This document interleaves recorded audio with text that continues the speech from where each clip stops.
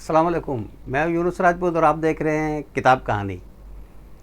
پاکستان ٹیلی vision کی ایک قداور شخصیت، مختلف شعبہ میں کام کرنے والے جناب اختر وقار عظیم کی کتاب ہم بھی وہیں موجود تھے میرے ہاتھوں میں، جو پی ٹی وی میں گزرے ہوئے ان کی یادداشتوں پہ مشتمل ایک کتاب ہے، جس میں انہوں نے اپنے سفر کی، اپنی جدوجہد کی، اپنے ساتھیوں کی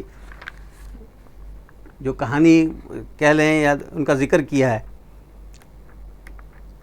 اس کے بارے میں جی اختر وقار عظیم کہتے ہیں، ہم بھی وہیں موجود تھے، میرے اس سفر کی داستان ہے جو پاکستان ٹیلی ویژن کے مختلف شعبوں میں کام کرتے ہوئے 30 برس سے زیادہ میں طے ہوا۔ اس میں میرے گزرے ہوئے ماہ و سال کے ساتھ ساتھ اس عہد، اس میں رہنے والے اچھے برے لوگوں کے خد و خال بھی ہیں اور کچھ ہم سفروں کے تجربات بھی ہیں۔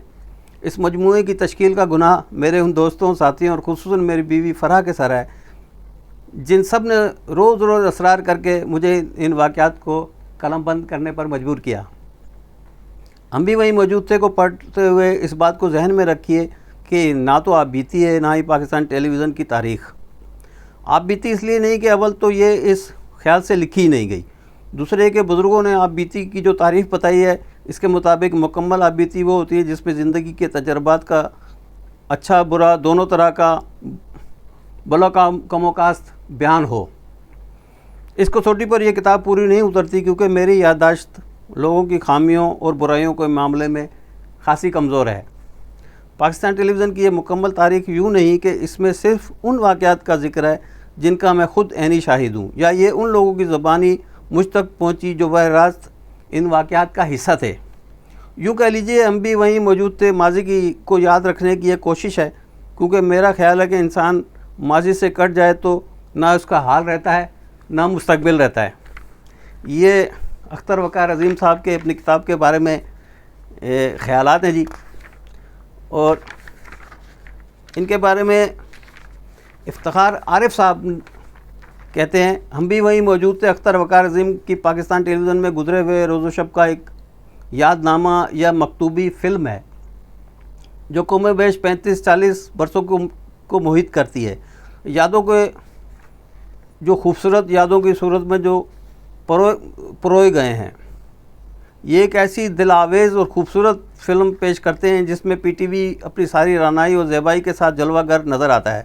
کام اور کام کرنے والوں کے درمیان کوئی فرق نہیں محسوس ہوتا، وہ تو جب ہوتا ہے جب اس وقت کے کام کرنے والوں نے اس کو روزی کا ایک ذریعہ سمجھا ہوتا ہے۔ ان کے لیے پی ٹی وی ایک خاندان تھا، ایک زندگی گزارنے کا اسلوب تھا، بلکہ یوں کہیے کہ پی ٹی وی ان کی زندگی تھی، بھرپور مکمل ادب، خلوص، ایمانداری سے گزاری ہوئی زندگی، ایک مثالی زندگی کا مثالی ادارہ۔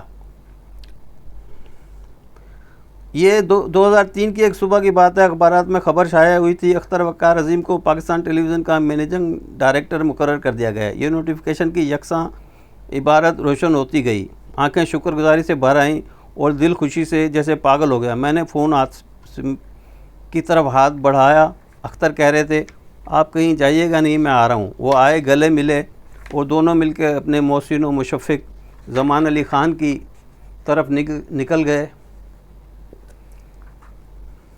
زمان صاحب بیمار تھے، انہوں نے پوری قوت اور طاقت کو جمع کر کے اختر کو گلے لگایا، پیار کیا، مبارکباد کی رسمیات سے بالاتر بھرپور اور احساس مسرت اور شکر گزاری کے ساتھ اختر کی تربیت میں ان کا بڑا ہاتھ ہے۔ یہ انہوں نے لکھا ہے جی۔ آگے چل کے لکھتے ہیں کہ تاریخی دنوں پر شخصیتوں کے حوالے سے جتنے جیسے قومی اور اچھے پروگرام اختر نے پیش کیے، شاید ہی کسی اور پروڈیوسر نے اتنے پروگرام پیش کیے ہوں۔ اختر جب ٹیلی ویژن پر آئے تو ان کے چند مضامین چھپ چکے تھے، اور جہاں تک مجھے یاد ہے اردو میں ان کی ایک کتاب شبلی بحیثیت مورخ چھپ چکی تھی۔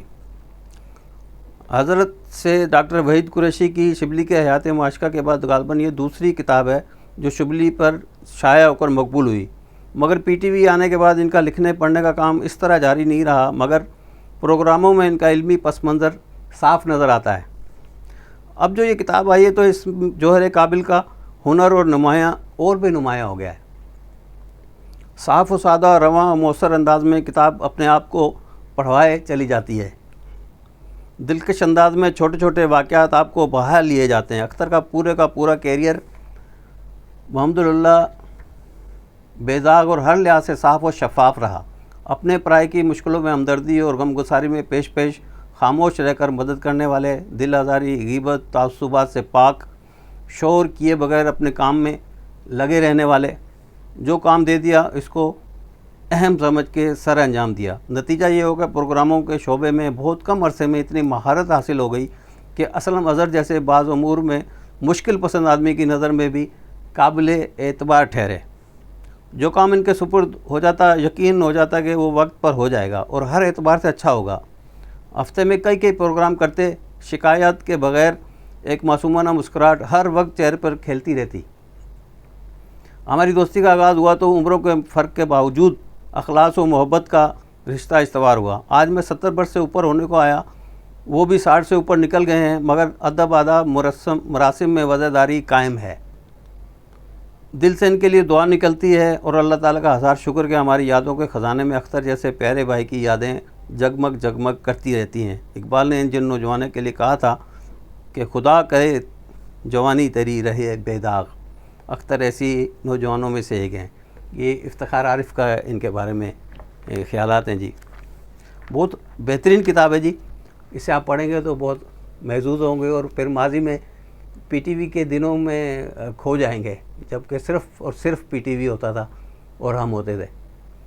وہ میں تو کہوں گا کہ وہ تابناک دن، وہ روشن دن اب دوبارہ آنے کو نہیں۔ امید ہے آپ کو آج کی کتاب پسند آئی ہوگی۔ اپنی رائے سے اظہار کیجیے گا، چینل کو سبسکرائب کر لیجیے گا۔ اللہ آپ کو حامی و ناصر ہو۔ پاکستان زندہ باد۔